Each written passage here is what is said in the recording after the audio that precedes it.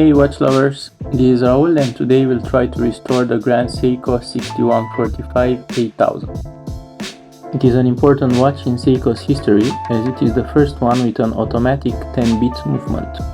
And by the way, I hope you liked my unboxing video. No, of course not, I didn't open the package, put it back, tape it and open it again for the video. As you can see, this watch had seen better times. I bought it from Yahoo Auctions and it was a bit of a gamble as there were no photos showing the movement. And the movement of this one is simply astonishing. As for the exterior, it has a discolored dial and the case was full of dirt and gunk accumulated along the years. However, it is perfect for what I need. I have a spare watch dial which is in better shape from another watch that I'm planning to use for this one. And now the moment of truth. And wow, it is in pristine condition. Look at that movement and how the light falls on it. If we look closer to the case back, we can see another interesting thing. It seems it was last serviced in December 2001. That's 24 years ago and the watch is still running. Seikos are so reliable. Now I'm proceeding with the parts removal, starting with the star of the show, the beautiful oscillating weight.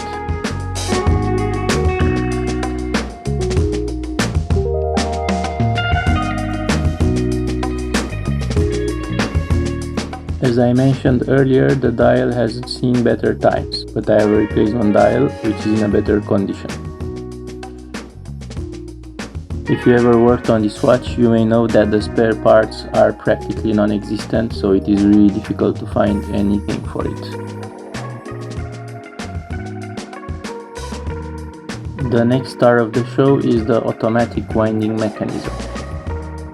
It has the same detailed and beautiful finishing as the oscillating weight. And speaking of the oscillating weight, to improve its efficiency, Grand Seiko implemented a proprietary winding mechanism called the magic lever. This magic lever was able to efficiently wind the mainspring in both directions. And also it is worth mentioning that Seiko invented it in 1959. Another interesting point about this watch is the bit rate. It beats at 36,000 bits per hour, which is 10 bits per second. The parts that are moving faster than a normal watch are the pallet fork, escape wheel and balance wheel. Due to the higher rotation speed, a gyroscope effect is generated, avoiding external forces to influence the mechanism. And of course, this leads to a better accuracy, but it also has disadvantages. There are increased forces and therefore wear and tear on the mechanism. Alright. I finished dismantling the watchmaker side, now I'm moving to the dial side. It is quite standard. What I really enjoyed is the lack of tiny springs. It has only one for the keyless works. If all watches would be like this, one would spend less time searching for the parts on the floor. While I'm disassembling the parts, maybe I can also tell you an interesting fact. This watch was chosen for inclusion in the Time Capsule Expo of 1970 held in Osaka, and it was buried at the site of the former Osaka Castle in 1971. It is due to be opened in 6970, which is exactly 5000 years later from the moment it was buried. And finally, the parts disassembly is complete. These are all the parts of the watch. I will thoroughly clean them using IPA and then I will start putting them back. And now back to reassembling it. It was quick for you, but not so quick for me.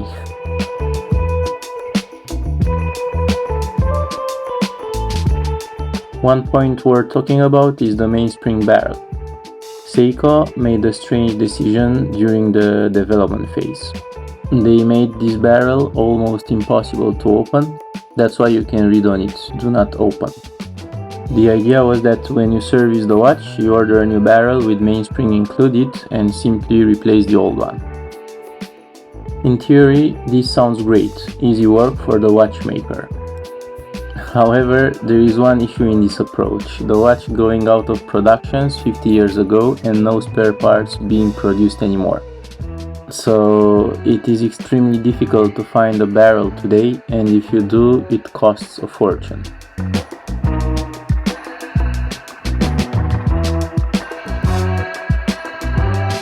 And now the moment of truth, the most exciting moment when restoring a watch. Fixing the balance wheel and starting spinning right away. Moving to the dial side, the first thing to do is the keyless works. The keyless works is the part of the movement that allows winding, setting the date and the time. Originally, pocket watches were using a separate key for this, and therefore the keyless name.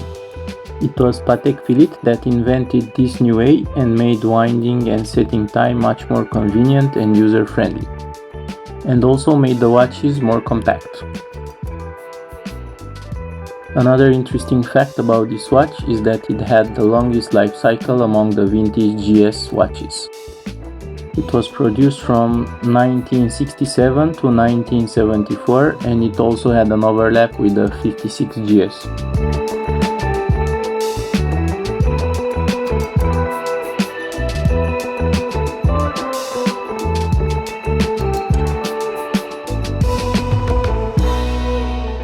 I am now doing the final steps on the movement assembly.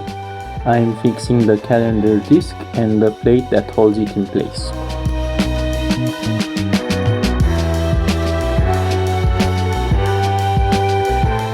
And of course, doing the quality assurance by testing that the date change works correctly. And it does. My hand is shaking a bit. I am nervous as I don't want to scratch this beautiful part, which is the automatic winding mechanism.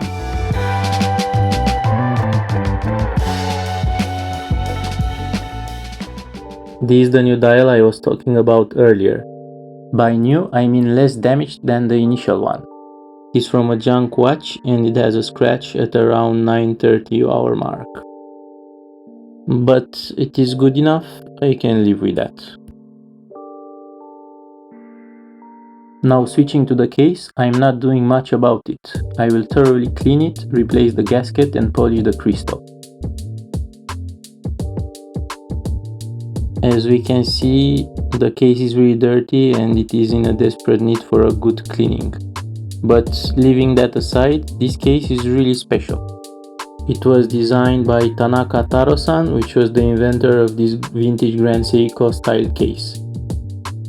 It is shared with 44 GS, 45 GS and 56 GS, and if you put them next to each other, they will be really similar.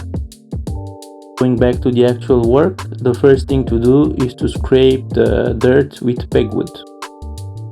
It does a good job, and the most important thing is that it doesn't scratch the metal. Then I'm sanding the crystal. I start with 400 grit and I'm going up to 8000.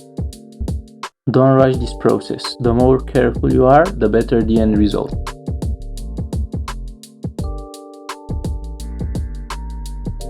After sanding, I'm polishing it with polishing paste. In my case, I'm using polishing paste from Tamiya, which is meant for scale modeling, but it does also a good job for the watch crystal. It is shiny, but it is still dirty. I will now wash everything thoroughly using the ultrasonic cleaner. And this is the end result. The crystal is as good as new.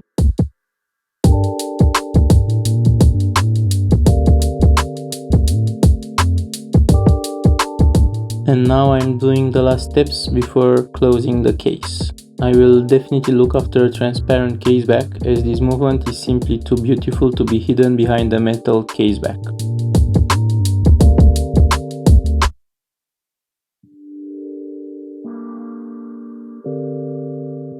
I am also attaching a new strap, which is actually a birthday gift from my wife.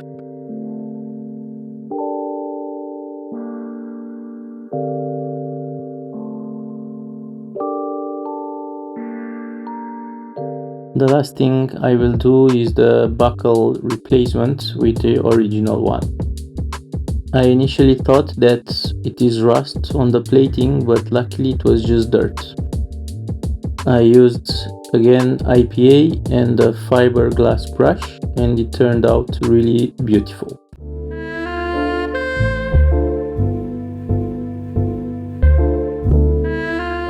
And now I will finally show you the final finished product. I hope you enjoyed the video and I could share useful information with you. And next time I will do my Seiko Diver SKX009, so feel free to subscribe to keep in touch.